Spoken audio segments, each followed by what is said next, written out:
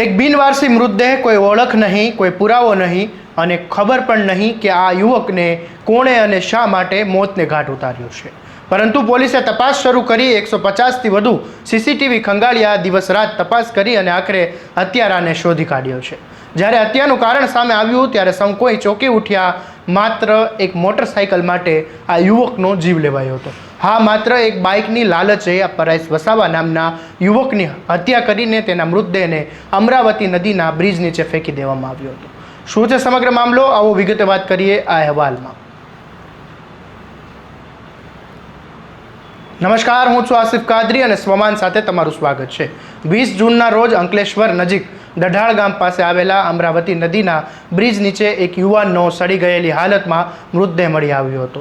મૃતદેહ એટલો ખરાબ હાલતમાં હતો કે તેની ઓળખ કરવી પણ પોલીસ માટે પડકાર બની ગઈ હતી. પોલીસે મૃતદેહના હાથ પર ચૂંદણા અને ફોરેન્સિક તપાસ અને સ્થાનિક લોકોની માહિતીની આધારે તપાસ આગળ વધારી અને આખરે મૃતકની ઓળખ ભોલાવ GIDCમાં રહેતા પરેશ મિયાણા વસાવા તરીકે થઈ હતી. 17 જૂનથી ગુમ થયો હતો અને PMમાં ખુલાસો થયો કે પરેશનું મોત અકસ્માતમાં નહીં પરંતુ હત્યા કરીને કરી નાખવામાં આવ્યું છે. ત્યારબાદ અંકલેશ્વર રૂરલ પોલીસ અને ભરૂચ LCBની ટીમ કામે લાગી. પોલીસે એક નહીં, બે નહીં પરંતુ 150થી વધુ સીસીટીવી કેમેરાના ફૂટેજ તપાસ્યા. પેટ્રોલ પંપ, હોટેલ માલિકો, લારીઓ, દુકાનો અને ઔદ્યોગિક વિસ્તારમાં જઈને એક એક કડી જોડવામાં આવી અને આખરે તપાસમાં નિર્મલ રાજુ નિષાદ સુધી પહોંચી અને પોલીસે આરોપીને ઝડપી પાડીને પૂછપરછ કરતા તેણે આખો ગુનો કબૂલી લીધો છે. આરોપીઓએ જણાવ્યું કે તેને પરેશ મોટરસાઇકલ જોતી હતી. બસ આ લાલચે તેને પરેશની હત્યા કરી નાખી અને કોઈને ખબર ન પડે તે માટે મૃતદેહને અમરાવતી જે નદી છે તેના બ્રિજ નીચે ફેંકી દીધો હતો.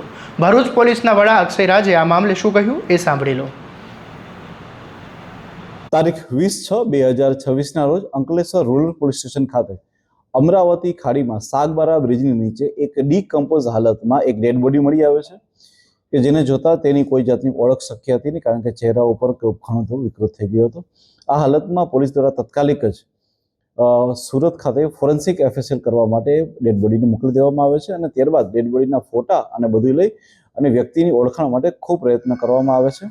જેને આધારે અલગ અલગ અનેક સીસીટીવીઓ, ત્યારબાદ અલગ અલગ જગ્યાએ તેના હાથ પરના છૂંદડા, એના કપડાનું વર્ણન, આ બધું કરીને અઢળક જગ્યાએ તેના ફોટોગ્રાફર દેખાડવામાં આવે છે. 150થી વધારે સીસીટીવી ચેક કરવામાં આવે છે અને જેને આધારે જે મૃતક છે તેનું નામ પરેશ મણીલાલ વસાવા, ઉંમર વર્ષ 40, જે રહે દૂધપરા ડેરી નજીક ભોલાવ GIDC ખાતેથી હોવાનું મળી આવે છે. મીનવાઇલ સુરત ફોરેન્સિક ખાતેથી ખ્યાલ પડે છે કે જે વ્યક્તિની ડેડ બોડી છે તેનું મૃત્યુ કોઈ તીક્ષ્ણ વસ્તુઓ દ્વારા તેના માથામાં મારવાથી થયું હોવાનું સામે આવતા પોલીસ દ્વારા 27/6ના રોજ તત્કાલ ધોરણે 103(1) BNS પ્રમાણે મર્ડરનો ગુનો દાખલ કરવામાં આવે છે અને આગળની તજવીજ ખૂબ આગળ વધારવામાં આવે છે.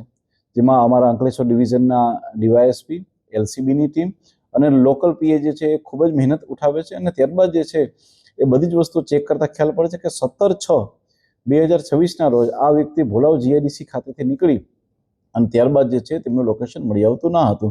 આગળ વધુ તપાસ ધરતા હ્યુમન ઇન્ટેલિજન્સના આધારે અને ટેકનિકલ ઇન્ટેલિજન્સના આધારે ખ્યાલ પડે છે કે એક વ્યક્તિ કે જેનું નામ છે નિર્મલ રાજુ નિષાદ, ઉંમર વર્ષ 20, જે મૂળ રહે છે ઉત્તર પ્રદેશ અને અહીંયા દૂધદા નજીક રહે છે અને આ વ્યક્તિના ટચમાં છેલ્લે 1 વર્ષથી હતો.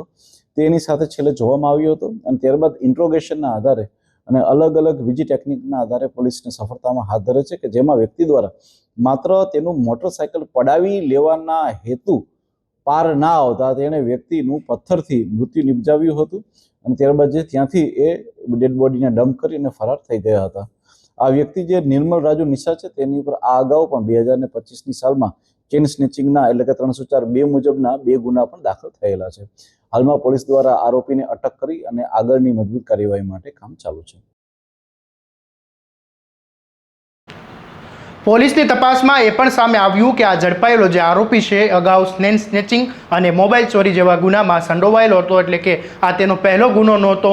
એક મોટરસાઇકલ માટે એક નિર્દોષ યુવકનો જીવ લેવાયો, પરંતુ પોલીસે આ કેસમાં ઝડપ બતાવીને માત્ર 8 દિવસમાં આ હત્યાનો ભેદ ઉકેલીને આરોપીને જેલના સળિયા પાછળ ધકેલી દીધો છે.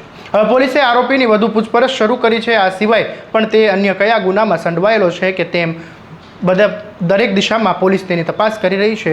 વધુ અપડેટ માટે તમારા સ્વમાનને ફોલો અને સબસ્ક્રાઇબ કરી દેજો. આ વિડીયોને શેર કરવાનું ભૂલતા નહીં.